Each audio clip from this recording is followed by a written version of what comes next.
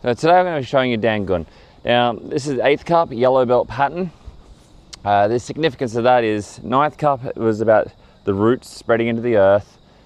8th Kup is now you've got your grounding in the earth. So 8th Kup is about getting your grounding. It's about hip movement and body movement.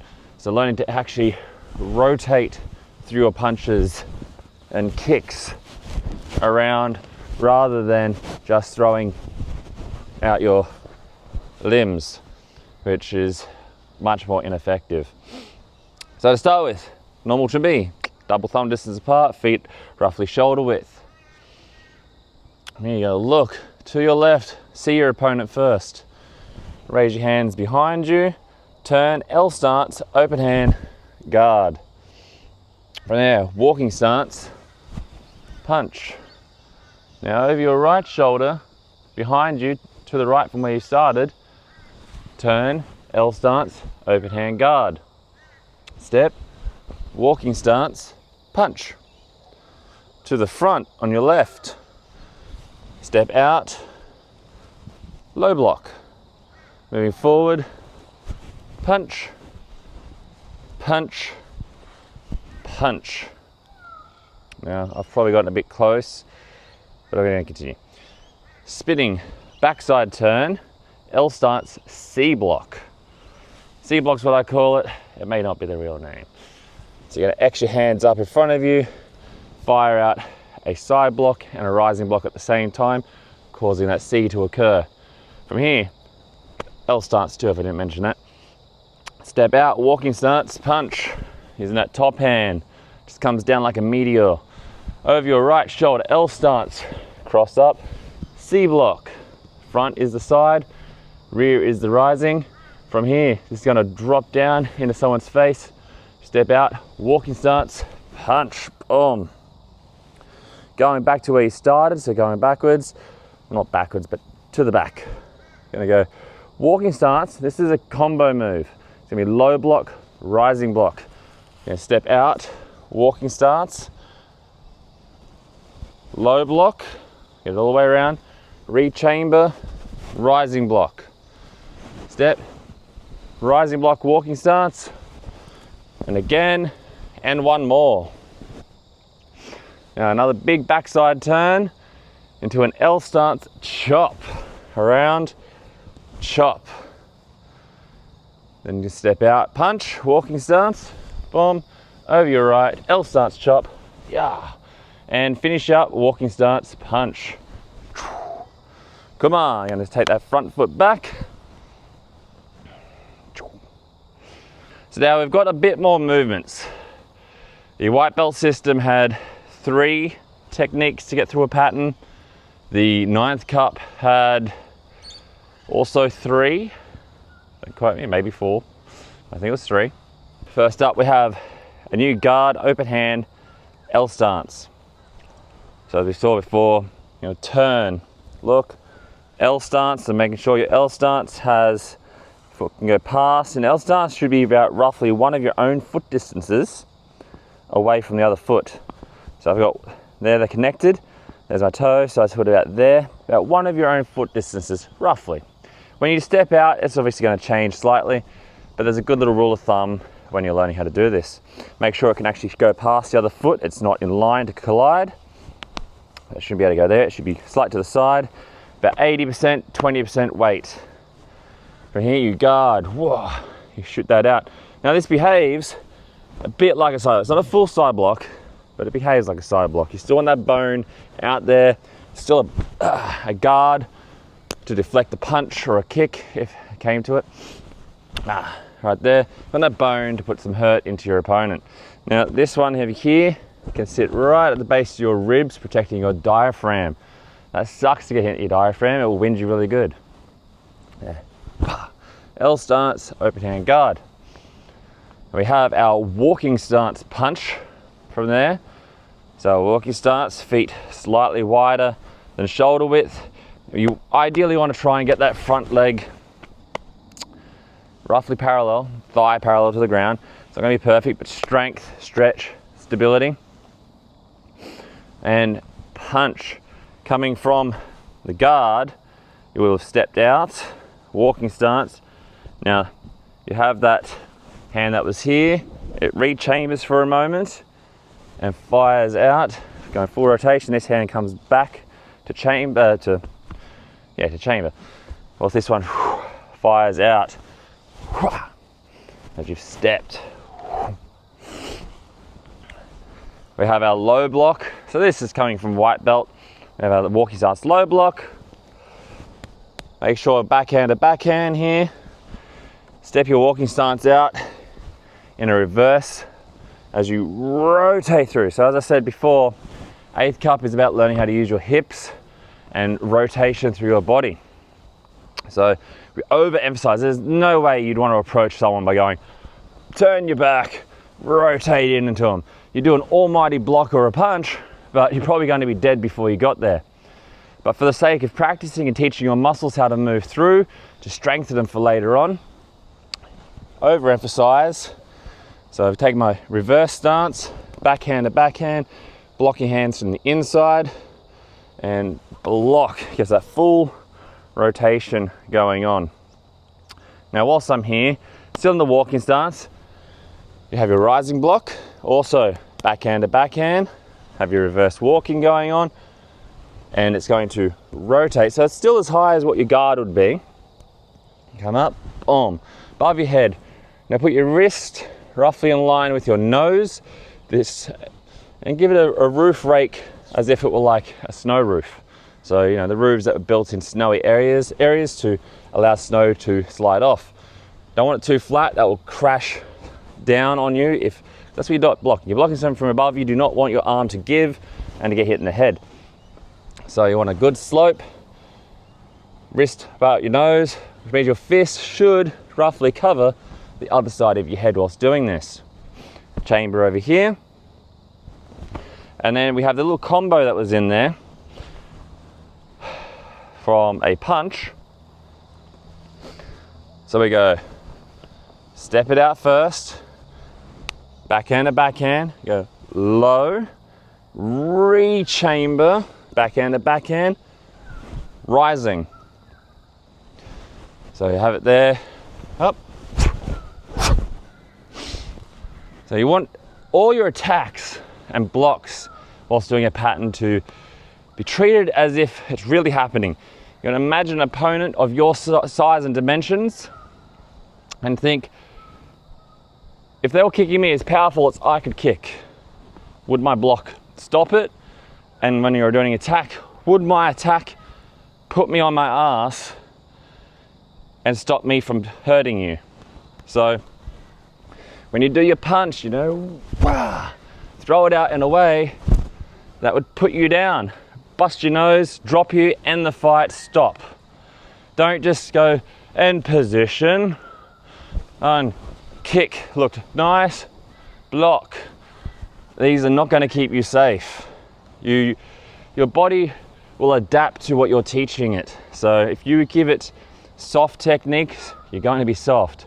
You do need to train to So important thing there too, as I say this, is when doing your attacks and blocks, don't get in the habit of locking your joints out. So you don't want to go lock, so elbow jars, or when you block, elbow jars. You want to leave a slight bend, nothing major, but there's that little extra lock in there that I could be doing. You want to, and then there's still that much give. This is going to help keep your elbows, even your knees. Don't just go crack, throw your leg and crack your knee. You do that enough times, you start young, you do it thousands and thousands of times, your joints are going to be buggered. And this is where people who do martial arts say, oh yeah, I've done Taekwondo, Kung Fu, Karate, Muay Thai, whatever, and I'm stuffed. I did it for so many years and it wrecked me. It doesn't have to. This stuff can send you into your 90s and allow you to still be mobile with good flexibility, strength, and holding some actual power. So you're 90 and you can still walk up stairs or hills. That is something that's worth more than anything else. That is your health, giving you mobility and some freedom, rather than needing machinery or people to actually help guide you around. Martial arts can keep you with some actual solid longevity. So we have two more techniques. We have our chop L stance chop, so there's a new one. Now, when you do your chop, also known as knife hand, you want your hand, this hand's got some buggered fingers. You want a nice smooth hand. Now I always teach people, don't lock your hand. Same thing as the other joints, don't lock it. If you happen to clip someone in the forehead or something else that comes to a dead stop and your fingers are locked already, they're inclined to want to bend backwards where your knuckles do not go. You want a slight bend. So you come to a dead stop, your fingers go crunch, crunch, crunch. It will still hurt, you know, they may still pop and whatnot, but they have a better chance of not dislocating and snapping, all right? If you go hard and you hit something hard, like a brick wall, a post, someone's forehead, elbow, that will mess your fingers up. So keep a slight bend in the natural way fingers want to go.